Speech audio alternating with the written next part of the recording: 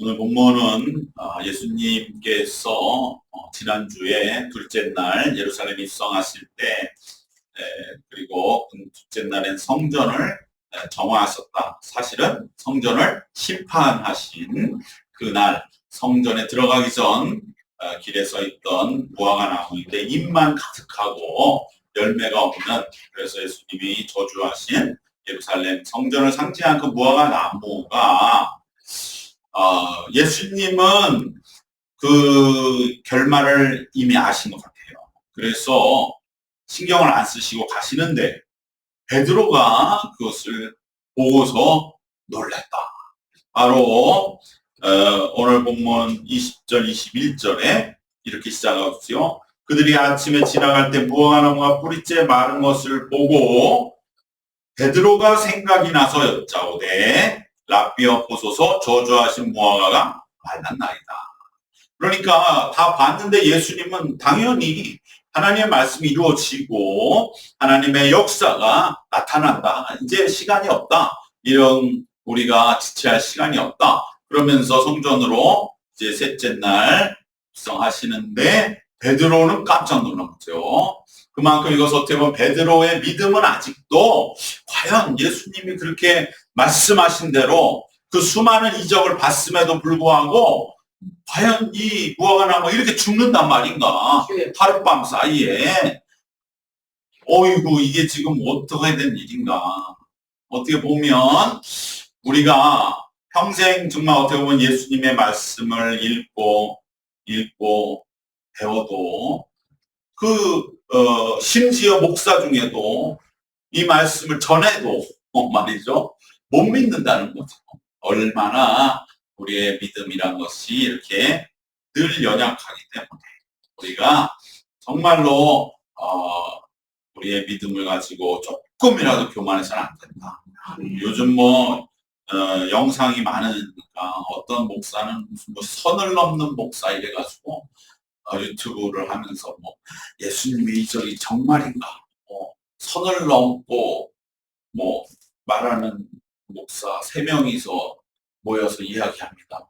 이런 말도 안 되는 시간 아까운 소리를 하고 있는 것을 보면 베드로도 하기야 놀랬다. 이것을 보면서 우리가 정말 우리의 믿음이라고 하는 것이 얼마나, 이것은 참 우리 평생 동안에 끝까지 우리들이 하나님 앞에 우리의 믿음을 정말로 내려놓고 하나님의 은혜의 믿음을, 은혜 있기를 간구해야 할 줄로 믿습니다.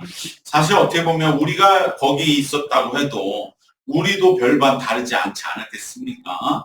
물론 지금 너무나 중차대하고 예수님이 이제 십자가에 죽으시는 것을 우리는 안다 할지라도 무화과나무가 그 잎만 가득해서 그 잎사귀를 자랑하던 무화과나무 하루아침에 빛을 말라버리고 잎사귀 색깔 다 변해서 떨어져 버리고 그냥 말라서 죽어서 자빠져 있는 것을 보면 우리들도 놀라지가 않겠습니까? 그런데 예수님은 이제 이 베드로의 놀람에 대해서 중요한 말씀은 무엇이냐? 결국은 우리가 기도하고 간구하는 그대로 되리라. 정말 이것이 우리가 얼마나 기도할 때에 가장 큰 그러한 우리의 어떻게 보면 벽이 아니겠습니까? 왜 기도는 하는데 이루어지지 않고, 결국은 이 기도가 그렇게 되면 기도만 의심스러운 것이 아니라 우리의 믿음도 흔들린다고 하는 이 문제. 그러니까 우리가 기도에 있어서는 기도를 열심히 안 하는 문제도 있죠. 그래서 열심히 기도라도 해야 된다. 기도는 인간이 하는 것이 아니라 하나님이 기도하게 하셔서 기도하는 것이니 우리는 그것을 알고 내가 기도한다 생각하지 말고 하나님 날 기도하시게 하시는구나 하고 열심히 기도합시다. 그것이 우리 여기 대전에 한빛교회에서 하는 매년 전국에 어떻게 보면 요즘에 이렇게 많이 모인 집회도 거의 없다 싶은 기도 컨퍼런스 지난주에 있었고 이번 주에 있어서 월, 화, 수 오늘 이제 끝났습니다. 기도를 안 하니까, 그러니까 기도를 해야 된다. 하자. 기도는 무슨 이론이나 뭐 좋은 무슨 말씀이 문제 아니라 기도해야 되는데 안 하니까 해야 된다는 마음을 회복해서 다시 기도하자. 그런 기도 운동도 있는 그러한 면이 하나가 있는데, 그 문제도 결국은 들어가 보면 왜 기도를 안 하겠습니까? 기도가 의심되는 거죠. 기도해도 응답이 없는 것 같고, 그러면 기도해도 소용이 없고, 그러면 기도를 굳이 뭐 그렇게 뭐 꼭 해야 되나? 안 하고 나는 예배 갔어. 그냥 그래, 기도해도 어차피 잘 안 되는 것 같으니 내가 그냥 하나님 저 왔어요. 저 뭐 이렇게 일주일 살았고요. 하나님 내가 좀 영적으로 더 깨어나게 해주시고요. 그냥 그 정도 하면 자기의 기도는 약해지는 걸 모르고, 그러나 나는 그 정도만 하겠다. 그런 것이 기도의 능력을 체험하고 기도로 현실을 돌파한 이들의 입장에서 보면 조금 답답해 보이니까 기도합시다. 기도해요. 이것저것 가리지 말고 그냥 따지지도 말고 묻지도 말고 기도하면 알게 돼요. 이렇게 우리가 말하지만 반면 그 말을 듣는 입장은 뭐냐? 내가 기도 안 한 것 같아 보여요. 나도 기도, 당신만 기도 독점한 건 아니죠. 했는데 안 되는 걸. 여기에 우리 신앙의 사실은 사연이 다 있어요.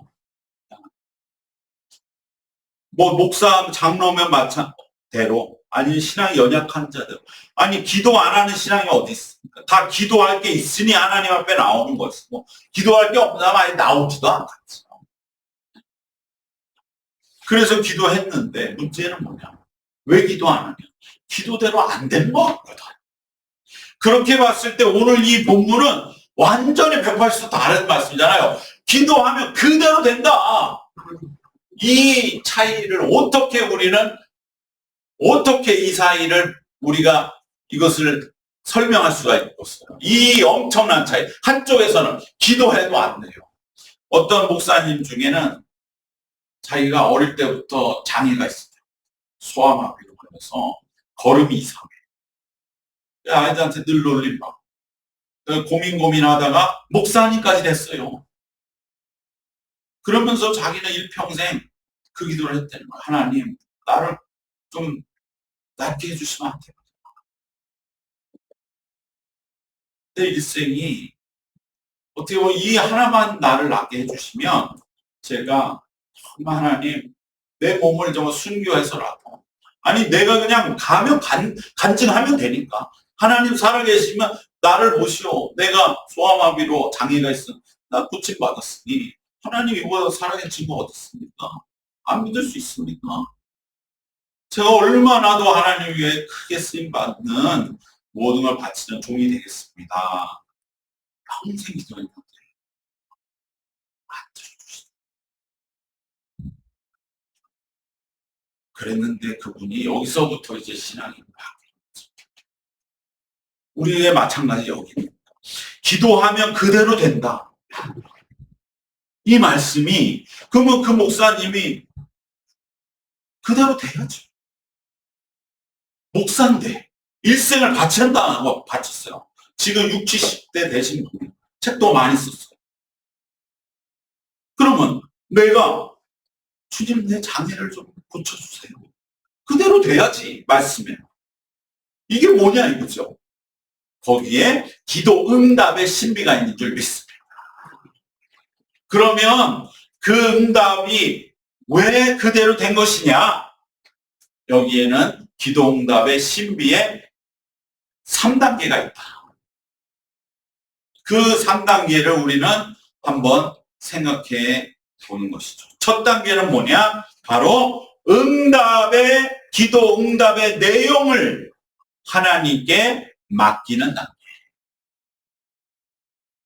두 번째는 기도 응답의 내용을 수용하는 단계. 그리고 마지막 세 번째가 하나님의 응답을 응답으로 이루는 단계. 이것은 무엇이냐면 우리가 기도할 때에 응답에는 두 가지가 있는 것 같습니다.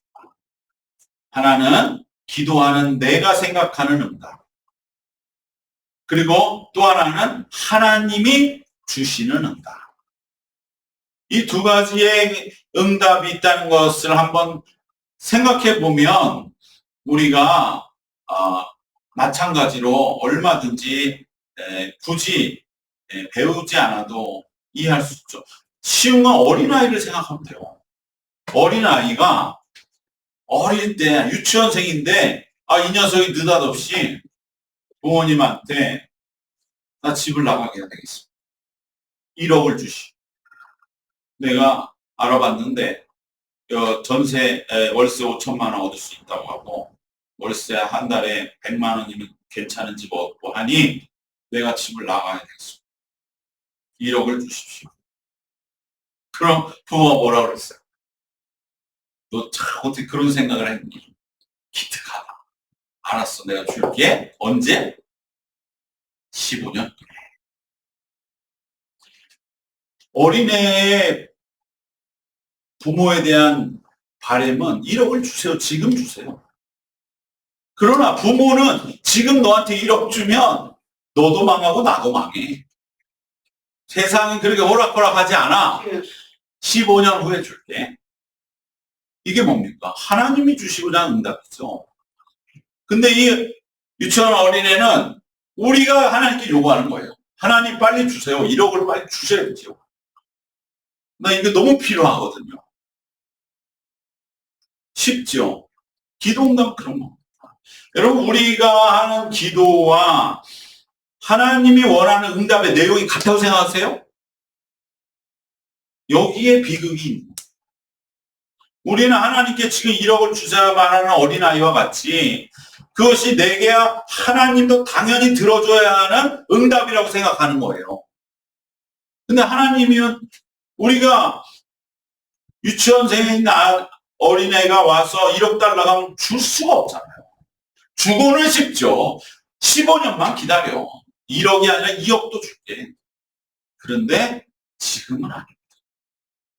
그러니까 하나님이 주시고자 하는 응답과 우리가 받아내고자 하는 응답이 서로 다르고 부딪히는 경우가 기도의 99%예요. 그래서 기도하는 대로 안 되는 거예요. 근데 예수님 여기 왜 됐겠어요? 예수님은 1%였던 거죠. 예수님 원하는 응답과 하나님이 역사하시는 응답이 정확히 맞은 거죠.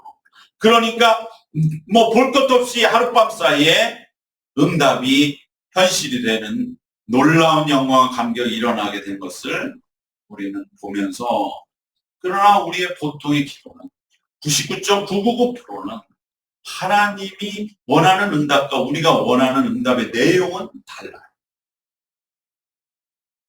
어린아이와 부모의 서로의 달라요. 이건 너무 1억이라는 게 허황되면 애들이 막 그러잖아요. 어디 물건 사는 거 좋아하는 애들은 마트 같은 데 가면 저거 사달라고 막, 어떤 애들은 바닥에 누워가지고 옷을 막 바닥을 걸레질을 하면서 때를 쓰잖아요. 그걸 보면서 참 애도 귀한데 이쁘기도 하나 이런 생각하지만 저게 내 모습은 아니겠다. 부모가 줄 때 저건 별로 필요도 없는 건데 꼭 그렇게 저 아이에게는 그런 소리가 들어오지 않는 거예요. 저건 무조건 지금 내가 바닥을 기어서라도 나는 받아내야 되는 거야. 이게 우리의 모습이에요. 그래서 그대로 안 되는 기도가 세상에 그렇게 많은 것이죠. 그러니까 기도 응답의 1단계는 무엇이냐? 우선은 하나님께 응답의 내용을 하나님 내 붙잡고 있는 이거 주세요를 놓을 수 있는, 그리고 뭘 주실지를 하나님께 맡기는 그 기도가 1단계가 되는 줄로 믿습니다. 내가 생각하는 응답과 하나님이 이루시려는 응답 사이에 갈등하다가 결국은 내 응답의 내용을 내려놓고 하나님의 응답에 맡기는 단계입니다. 내 생각과 하나님의 뜻과의 괴리를 극복하는 것입니다. 무엇으로 할까요? 아이가 그렇게 떼쓰다가 결국 마지막에는 얻지 못하고도 부모에 쫓아가는 건 부모기 때문에, 믿기 때문에. 비록 지금 내 이것을 안 들어주더라도 그래도 부모님이고 언젠가 나의 무슨 뜻이 있겠지. 거기까지 가면 더 대단한 어린이지만 그렇지 않더라도 울며 불며 쫓아가는 거기까지가 바로 내 응답을 하나님께 맡기는 단계인 것입니다. 처음에는 내 생각대로만 응답해 주셔야 믿음도 믿음되고 믿음이 지켜질 것처럼만 여겨집니다. 그리고 만약에 이것이 이 응답이 되지 않으면 내 믿음도 다 그저 흐트러질 것 같다고 하는 흔들림을 느낍니다. 그래서 하나님께 때를 쓰기도 하고 기도하지만 그러다 보면 어린아이도 깨닫는 것처럼 과연 내가 왜 이것을 이렇게 안 주실까? 내 생각대로만 응답되어야 한다는 나의 이 생각은 과연 진정한 신앙일까라고 하는 그러한 물음에 부딪히는 것이죠. 이것이 내 고집은 아닐까? 내 사람으로서의 얕은 생각은 아닐까? 점점 내 마음 한구석에 밀려 들어오는 하나님의 그 영적인 힘과 파장을 느끼게 됩니다. 그리고 어느 순간에는 그래, 비록 내 생각대로 응답되지 않는다 하더라도 내가 믿음까지 흔들릴 문제는 아니지 않을까 라는 마음, 바로 여기에 이르는 것이죠.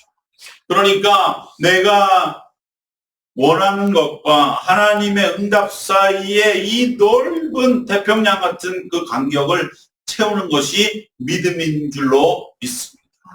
거기에 믿음이 필요한 겁니다. 바로 이것이 기도하면서 의심을 이기는 유일한 길은 믿음인 것을 우리에게 말씀하고 있습니다. 바로 그래, 내가 이렇게 기도하는데 하나님 안 주시는 것, 하나님 무슨 뜻이 있겠지. 그러나 내 믿음은 흔들리지 말아야지 라고 의심하지 않는 단계, 그것이 바로 오늘 23절에 예수님 말씀하신 것처럼 의심하지 아니하면 이라고 말씀하신 그 단계가 되는 것입니다. 23절에 보면 내가 진실로 너희에게 이르노니 누구든지 이 산더러 들리어 바다에 던져지라 하며 그 말하는 것이 이루어질 줄 믿고 마음에 의심하지 아니하면. 보세요. 여기도 지금 이 사람의 기도 제목 얼마나 황당합니까? 아니, 자기 자랑을 하는 것도 아니고 왜 이 산을 바다에 던져지라고 그 기도 제목을 갖고 지금 기도하고 있는 사람인 거예요. 우리의 많은 기도가 하나님이 보실 때는 너는 지금 왜 그 산을 갖다 바다에 던지는 그 기도 제목 가지고 나한테 와서 저 황당한 기도를 하고 있는 것이 사실인데 내가 차마 그 말을 못하고 있다라고 깨달으라는 것을, 예수님 말씀인 것을 우리는 보게 되는 것이죠. 그렇게 산더러 들려 바다에 던져지라 하더 그렇게 기도를 하면서도 결국에는 자기가 나중에 그래, 내 기도의 내용이 뭔가 너무 하나님 듣기에는 아닌 것 같아.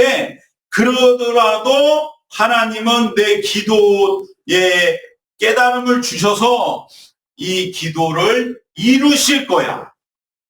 반드시 헛되게 나지 않으실 거야 라고 의심하지 않냐면, 즉 기도의 내용이, 응답의 내용이 바뀌더라도 내 마음은, 믿음은 흔들리지 아니하면 그것이 바로 내가 기도하는 내용을 하나님이 바꿔 응답하시더라도 내가 이제 그 모든 것을 하나님께 맡기는, 그것이 바로 1단계의 응답의 순간이 되는 줄로 믿습니다. 그렇기 때문에 우리는 기도할 때 우선적으로는 과연 내 기도가 옳은 것입니까?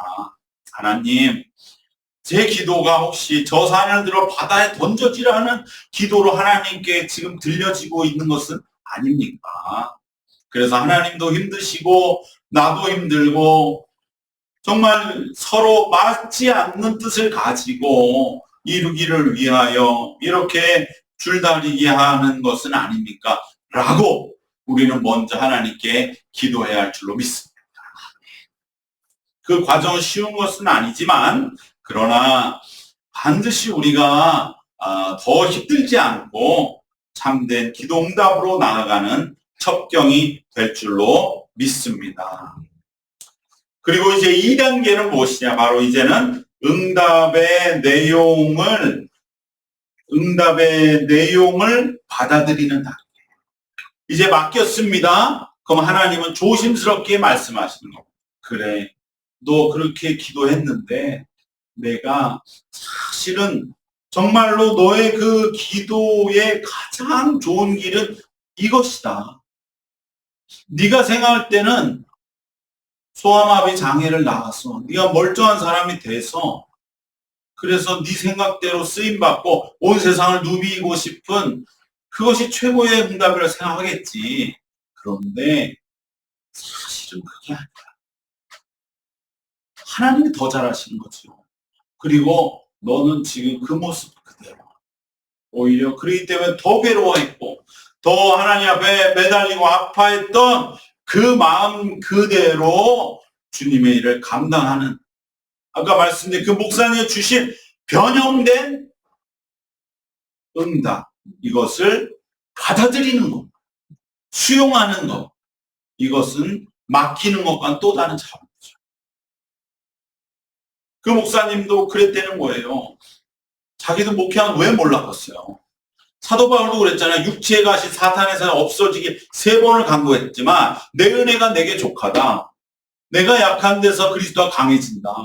자기도 어느 순간에 깨달았다는 거예요. 하나님, 내가 이 소아마비 장애를 가지고 목회하기 때문에 여기까지 왔고 그래서 괴로워해서 남들이 더 귀 기울여졌고 책도 많이 썼고 바로 하나님 날 낫게 해줬으면 정말 내가 그 또 변화된 내 모습에 어떠한 인간이 됐을지 생각해 보니 하나님이 내 기도 들어주지 않은 것이 응답이라는 거 이제 알았지만 그래도 낫게 해주면 내가 조금 더 하나님 얼마나 내가 이제 기도 응답 받았다고 하지 않았겠습니까?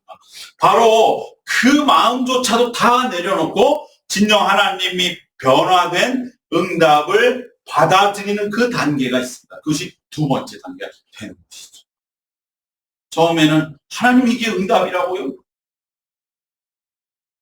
하나님 이걸 응답이라고 주십니까? 이 정도로 교만하게 하나님께 반응할 수도 있어요. 왜? 내가 생각한 너무나 다른 것처럼 여겼습니다. 하나님 제가 이 응답 받으려고 평생 하나님께 매달릴 줄 아십니까? 이러한 절규가 있겠죠. 그러나 거기까지는 가는 거죠. 하나님 오히려 내가 잘못 알았습니다. 내가 생각하고 있는 그러한 나만 고집했던 응답 세상적으로 대단해지고 거기에 내가 아직도 매어있는 신앙인 것을 아직도 내가 버리지 못할 뻔했습니다. 평생 거기에 매어있을 뻔했는데 이제 나를 진정으로 하나님 한 분만 품에 안으시는 그 자유와 평화와 완전한 하나님의 나라로 인도해 주심을 감사합니다. 라고 이제는 비록 기도의 응답이 나의 표현과는 너무나 멀다 할지라도 하나님이 주신 응답으로 완전하게 받아들이는 수용하는 단계 바로 여기가 2번째 단계가 되는 것이고요. 마지막 3번째 단계에는 비로소 그때에 내가 드렸던 기도가 처음에 드렸던 기도가 바뀌어지는 거죠. 어떻게 바뀝니까? 그 목사님 같은 경우 주님 내 장애를 고쳐주십시오. 그 얘기는 사실은 내가 장애가 있음에도 불구하고 하나님이 쓰시는 손에 붙들린 최고의 인생으로 살게 해주십시오. 그 기도였다는 거죠. 하나님은 장애 고쳐달라는 그 어린 소년의 기도에 담긴 표현에 속은 게 아니에요.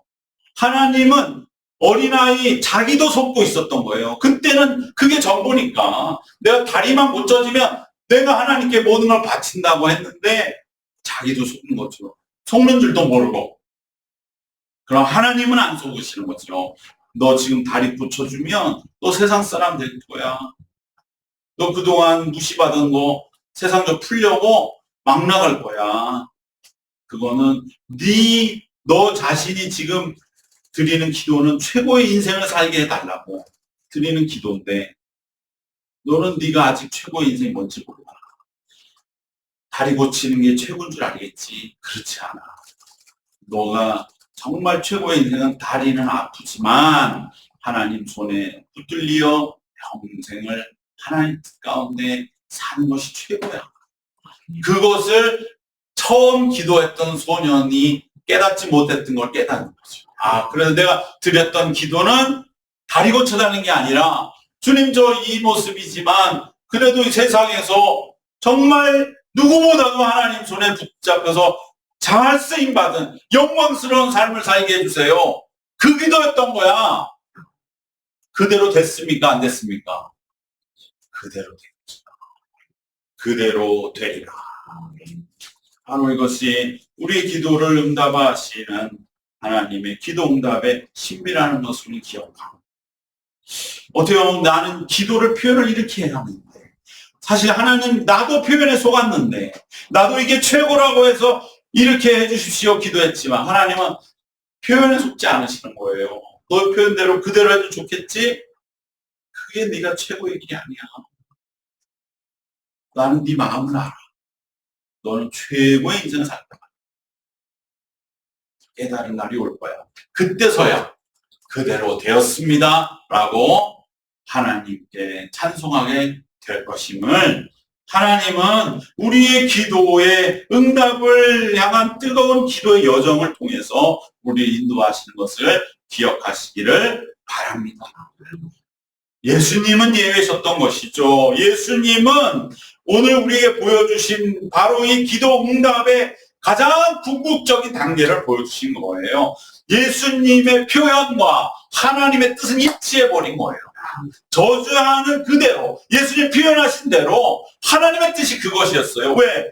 지금 하나님은 예수님을 통해서 이 세상에 하나님의 뜻을 이루는 하나님의 뜻을 선포하는 바로 그 순간순간의 시간들로 이루어가는 그 과정 중에 방해되는 일은 거두시는 것이 하나님의 뜻이거든요. 예수는 그것을 그대로 행하셨고 그 표현 그대로 볼 것도 없이 하나님은 행하시는 것이죠. 우리들 보통 그것이 아니기 때문에 하나님의 뜻을 이룬다 하면서도 우리는 여전히 인간의 뜻으로 아뢰고 간구하는 수가 많기 때문에 하나님의 뜻과 우리의 간구가 일치하는 그 순간을 맞이하면 우리들도 반드시 언젠가는 그대로 되는 우리의 눈앞에서 우리의 표현대로 하나님의 기도의 응답의 역사가 이루어지는 그러한 놀라운 감격과 영광을 체험하시는 날이 올 줄 믿고 오늘도 우리는 하나님 앞에 주님 나의 기도를 인도하여 주시옵소서. 우리에게 기도응답 주시기를 원하시는 하나님의 마음을 우리가 더욱 답답해하지 아니하게 하여 주옵소서. 하나님 우리들에게 예수님의 이 기도응답의 역사에 동참한 영광을 허락하여 주시옵소서. 기도하며 주님께 한 걸음 한 걸음 더욱 나가는 우리 모두 되시기를 예수 그리스도의 이름으로 축원합니다. 하나님 감사합니다. 우리는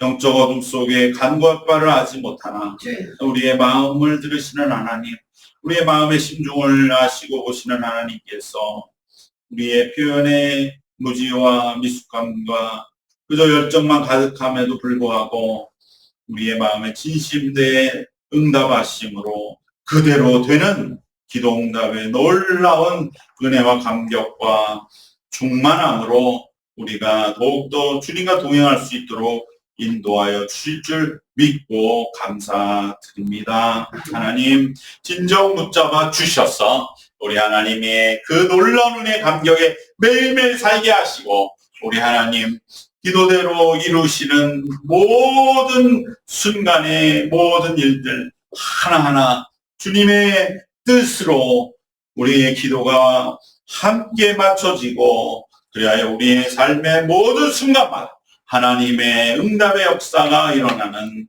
감격과 영광의 삶을 살게 하여 주시옵소서. 예수님의 이름으로 기도드리옵나이다. 아멘.